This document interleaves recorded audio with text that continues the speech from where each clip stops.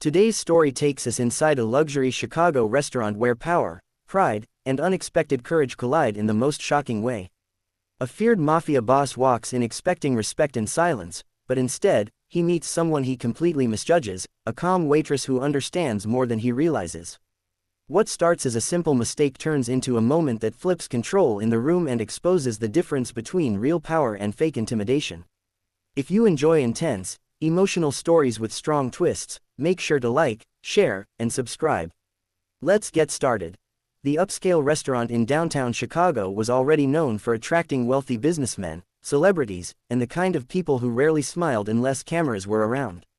That night, however, the atmosphere shifted the moment the front doors opened. Vincent Moretti stepped inside first. He didn't walk like a normal guest, he entered like he owned the place. His tailored black suit, polished shoes, and slow, deliberate steps made the entire dining area feel smaller. Behind him followed two men who didn't speak, didn't look around, and didn't break formation. Conversations at nearby tables softened almost instantly. Forks paused halfway to mouths. Even the background jazz seemed less noticeable.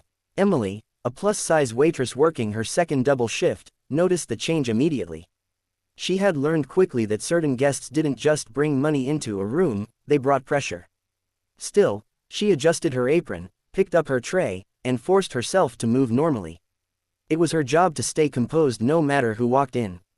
She approached their table when they were seated near the glass wall overlooking the city lights. Vincent didn't look at the menu for long. He barely looked at anything at all. Instead, his eyes scanned the room, sharp and unreadable, as if he was evaluating more than just the restaurant. When Emily returned with their drinks, she kept her tone polite and steady. But as she placed the glass near Vincent, her hand accidentally brushed the edge of the table, causing a small spill of water to slide toward the rim of his glass. It was minor, almost nothing. But the energy in the room changed immediately. Vincent leaned back slightly, his gaze locking onto her with cold irritation. The air felt heavier as he said something in Arabic, low and sharp, assuming she wouldn't understand a single word.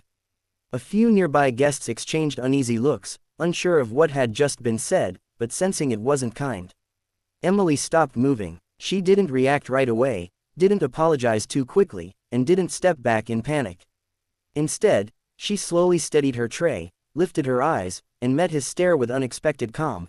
The silence at the table stretched longer than anyone expected. Vincent Moretti's Arabic words still seemed to hang in the air like something sharp and invisible. A few guests nearby pretended not to listen, but no one could fully ignore what had just happened.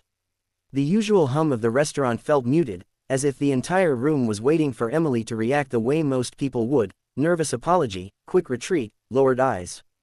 But she didn't. Emily slowly set her tray down on a nearby service stand. Her movements were controlled, almost measured, like she was giving herself time rather than the situation. She looked at the spilled water once, then back at Vincent.